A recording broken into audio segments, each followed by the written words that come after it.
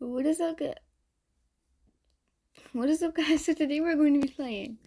Sorry, guys, not playing. We're going to be getting in the spooky mood today. Oh God, why do I look like that? Anyways, so like I said, we're getting into the spooky mood. It's currently 2:24 a.m. I have my light off. I don't know. I'm able to stay up all night. So I thought I could do maybe like make a little video of it. So I was thinking I could maybe make a little video on scary TikToks. The fuck? Anyways. So yeah. Alright. Let's get started, guys. I'm nervous. Josephine Rosenthal's head. The mummified head of the first nun ever recorded to be possessed. I hate that. The blood and skin have been analyzed and found to contain unique genetic traits. They were attributed to a rare lineage. What the fuck? Both Josephine and her mother were hermaphrodites, able to Am I spontaneously reading that self-impregnate right? Or am I and hearing give that birth right? to children, although the condition would eventually kill them both. Have you ever seen the dark, demonic-looking statue that's inside of the That was fucking weird. Vatican? It's called the No, I haven't. Resurrection, and it is a surrealist and modernized interpretation of Jesus rising from the crater. That is not Jesus. Wait, is that Jesus? Hold on, is that Jesus? I don't think that is. Of a nuclear apocalypse, and it is supposed to represent the second coming of Jesus Christ and the fatalistic and ominous connotations of that event. However, this same statue is situated at the most prominent point within Vatican City's Audience Hall, which is a building that just so happens to have its interior design shaped exactly like a serpent's head, with two windows that resemble slit-shaped reptilian eyes and two pillar structures surrounding both the Pope's seat and the huge demonic statue that look exactly like the fangs of a snake. The tiles on the walls and the ceiling design are also strangely reminiscent of the texture of a snake's skin. But it gets even crazier when you begin flipping and mirroring the images of the supposed Jesus statue. If you mirror the left side of the sculpture, you get what clearly looks like the head of Baphomet, with a demonic Luciferian humanoid creature that also closely resembles the traditional gray alien standing on top of it, almost as if conducting and controlling the head of the beast. If you decide to mirror the right side of the sculpture, you'll get an equally disturbing result, which is a strange demonic hammerhead humanoid creature with large wings emanating from its back and a swarm of bats surrounding its body. Oh no. No, silly. Oh, wait, what was the first one? Wait, hold on. Surrounding its body. Oh no. Yeah. Guys, is she okay? Is that edited, or does she have like maybe a bad condition? I'm confused. If she has a condition, it's of course not scary. To be honest, it isn't really that scary at all. No. But then what is this? Wait, what is... Oh, I have no idea what... Oh, God. Okay, no. I see it now. So, like, there's, like the black hair, chin all bloody, the nose. Oh, are the kids... Oh, To try it, but it exploded.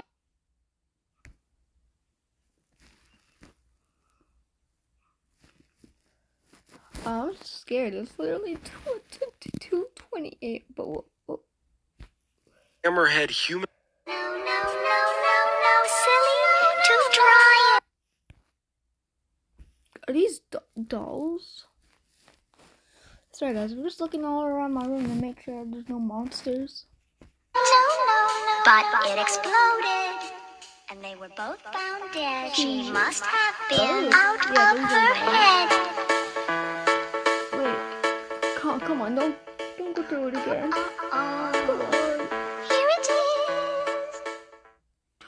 is. Have you ever heard the forbidden secrets of Vatican? No. Exorcists and demons. In 2010, Reverend Gabriel Amorth made a shocking accusation that he believed the devil resided in the Vatican itself. The Reverend was 85 years old in 2010. For 25 years before that, he was the main exorcist of the Vatican. Exorcist? A position that most people may not realize.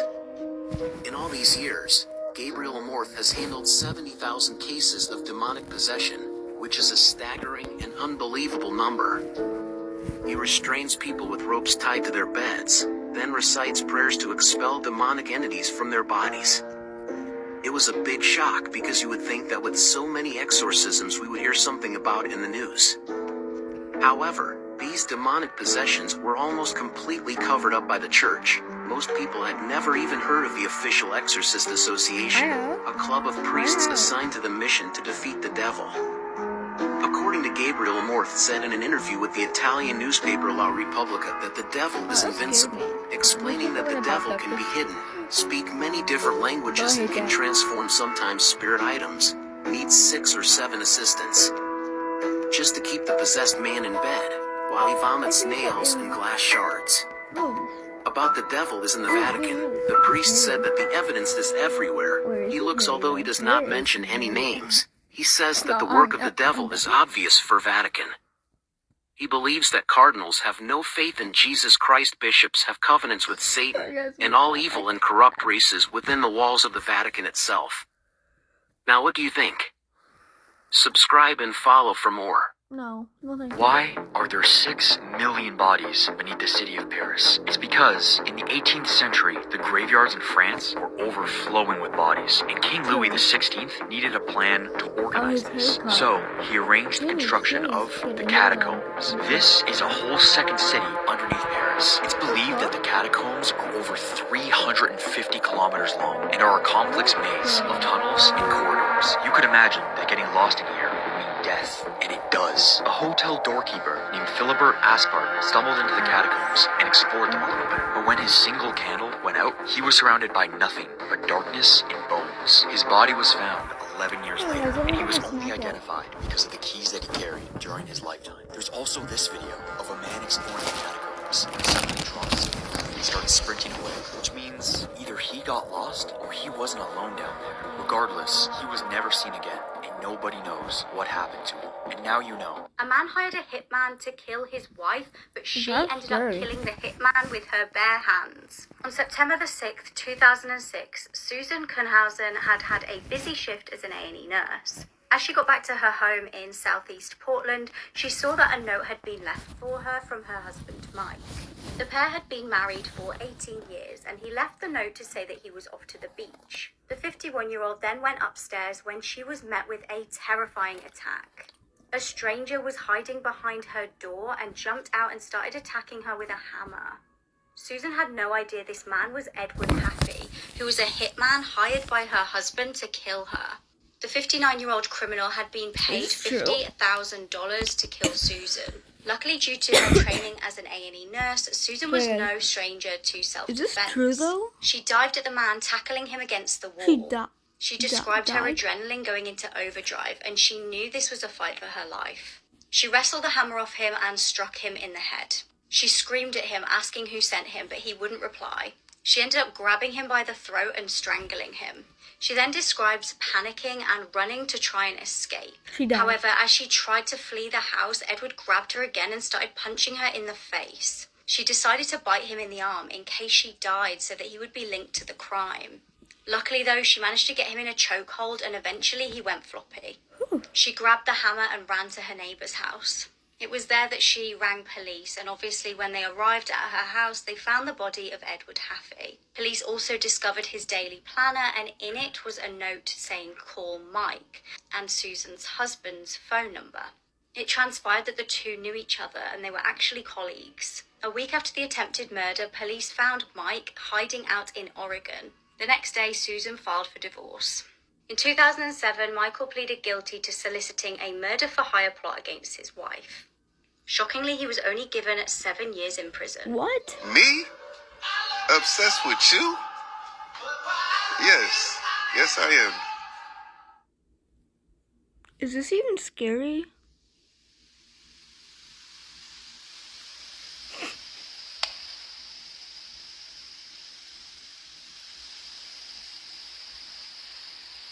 Closer. It's gonna be closer. It's always a good idea. It's gonna get closer. One more time, and it's closed. Oh shit. Okay.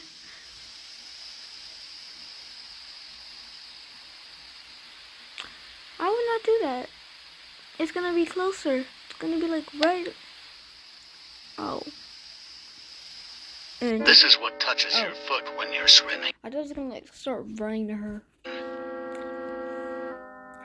Nothing touches my foot when I'm swimming though. Besides sand.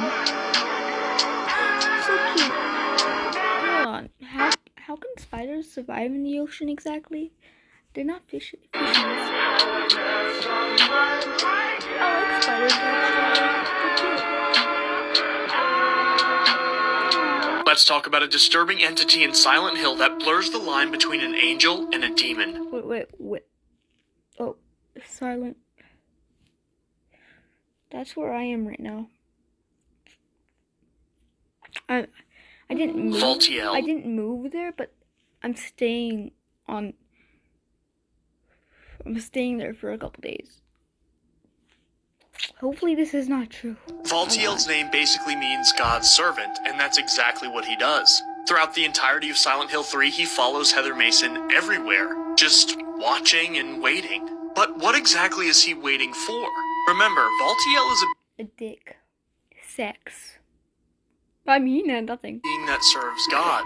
And the antagonists in Silent Hill 3 are trying to resurrect God by using Heather Mason. So every time the player dies in Silent Hill 3, Valtiel drags Heather Mason off screen and revives her.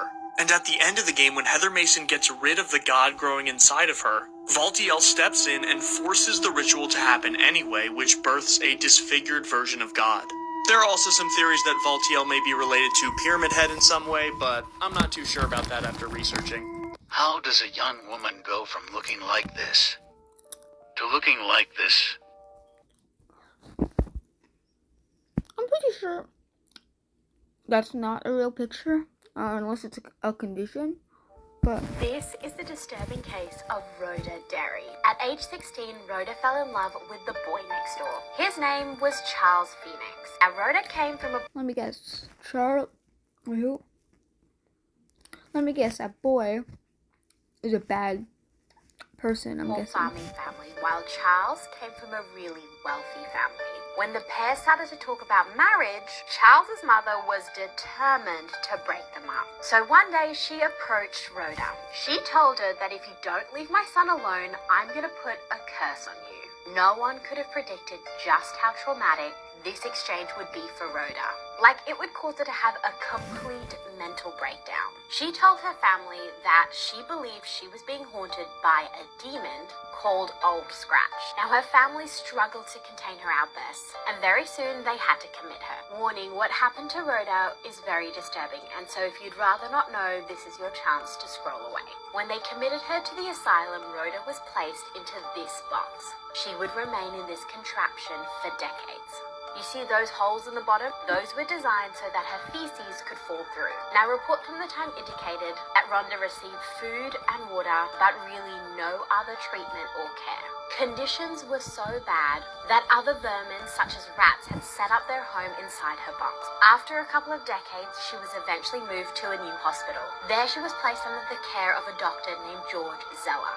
When he discovered what had happened, he vowed that she would never be treated like that again. She was given proper care and was now sleeping in a bed.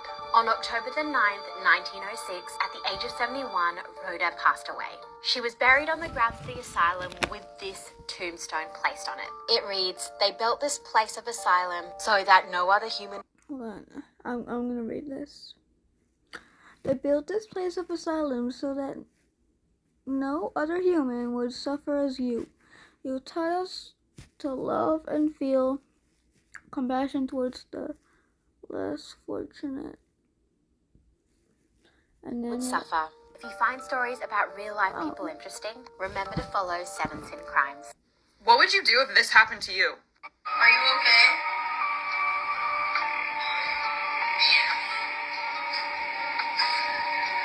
Okay.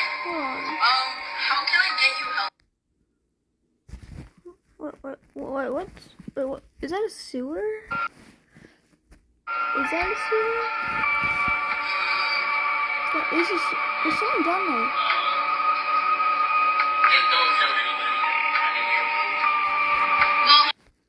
I kind of feel like he's a bad guy and he's down there because he's trying to hide from someone or something. Oh, oops, sorry guys.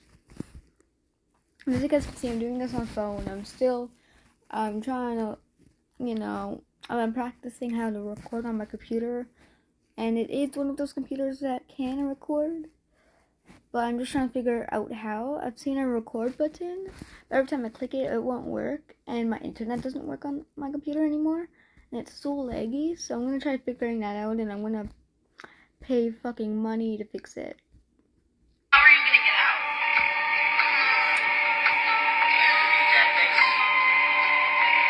I have to tell someone that you're in here so you can get out. No. Can you see my phone flashlight? Yeah. Can you stick your hand up? I don't see you. I see him. I'm stuck upside down. Working overnight at a hospital sounds Upside terrifying. down. A few years ago, a woman was working an overnight shift in the dementia ward of a hospital. And she went to go check in on one of her patients who had aphasia, which means that she couldn't speak. But it seemed like the older woman was trying to communicate something to the nurse. And the nurse got a really bad vibe. She's like, okay, something's clearly wrong here. When all of a sudden the woman with aphasia starts shaking, she looks terrified and she points at something behind the nurse. But when the nurse turned around, there was nothing behind her. The nurse is terrified, but she finishes her shift. She has to clock out downstairs in the basement of the hospital, and it's like 3 a.m. at this point. And all of a sudden, out of nowhere, she hears this clanging noise. So she peers around the corner into the hallway, and there's just a knife laying in the middle of the hallway. No explanation. What? I actually shared this scary story and a bunch of other hospital-related. I also see dead people. We're twins. Scary stories in this week's episode of the podcast. The Milwaukee Cannibal. Between 1978 and Cannibal? 1991, Jeffrey Dahmer, one of the most notorious serial I know Jeffrey Dahmer. killers in history, killed and dismembered 17 men and boys, often keeping their body parts as trophies. He was caught in 1991 when one of his intended victims escaped and alerted police. Dahmer was eventually convicted of 15 counts of murder and sentenced to life in prison. In 1994, he was beaten to death by a fellow inmate. His crimes continue to fascinate and horrify true crime enthusiasts and serve as a chilling reminder that evil can lurk in unexpected places. So that's how Jeffrey Dahmer became. Have you ever wondered how accurate police sketches are? I'm going to show you someone who committed a crime and then a sketch, and we're going to see. And this is a series, so follow along for more. So in 1971, John List annihilated his entire family. John had recently lost his job, but for a while he was pretending that he still had a job. He would leave his house in the mornings, but would spend the whole day just reading and not being at work. He knew his family would eventually catch on, so on November 9th, very slowly and methodically, one by one, he took the lives of his mother, his wife, and all 3 of his children. And then he disappeared to start a new life.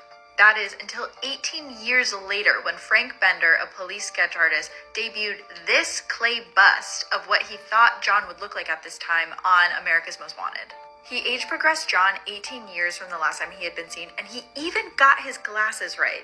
The bust was so accurate that a man named Robert Clark would be arrested in Denver because his neighbors called in a tip to the FBI. John had been living under that name for 18 years. What is living in the Paris catacombs? Did you know that the remains of 6 million people are buried beneath Paris? The Holy Innocents Cemetery in Paris was built in the 12th century, but by the 1700s, it was full, and the country needed a place to bury its dead. The bodies were exhumed and moved to the old mining tunnels underneath Paris. The catacombs are 200 miles of old tunnels that Paris was built on top of. Eventually, the bones were organized into elaborate structures and decorative features inside the tunnels. However, many people say that you can hear voices echoing about the tunnels at night. But what's more interesting is that the police stumbled upon a full cinema and bar inside the tunnels. But when they came back the next day, everything had vanished. They only found a note left behind that read, "Do not try to find us." That is I do not like why that. many people I wonder about. Wait, what's this? Oh, Jesus. This video is going to change the way you look at the afterlife. Someone captured the moment a soul left someone's body after they died. Check it out.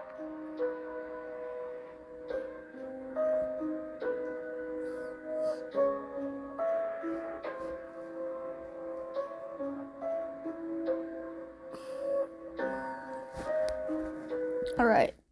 Let me know if you guys saw it. I certainly saw it. And I was a ghost seer, ghost person. That's real. I'll tell you guys that. I can tell you. I know when demons, ghosts are real when I even see them on screen. And that demon ghost was real. For sure.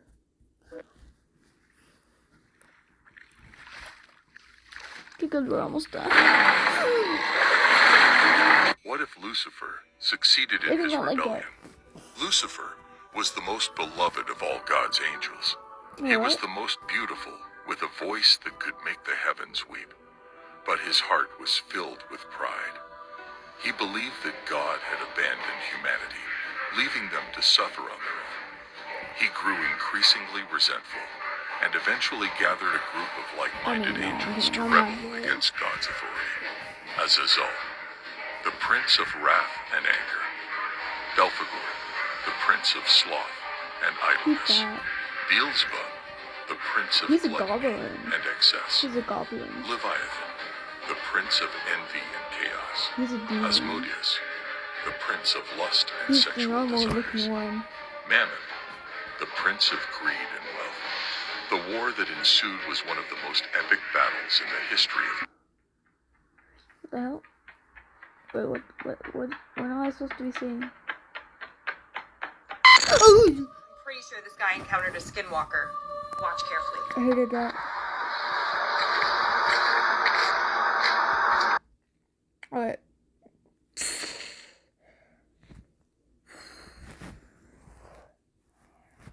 Okay, we're done. We are done.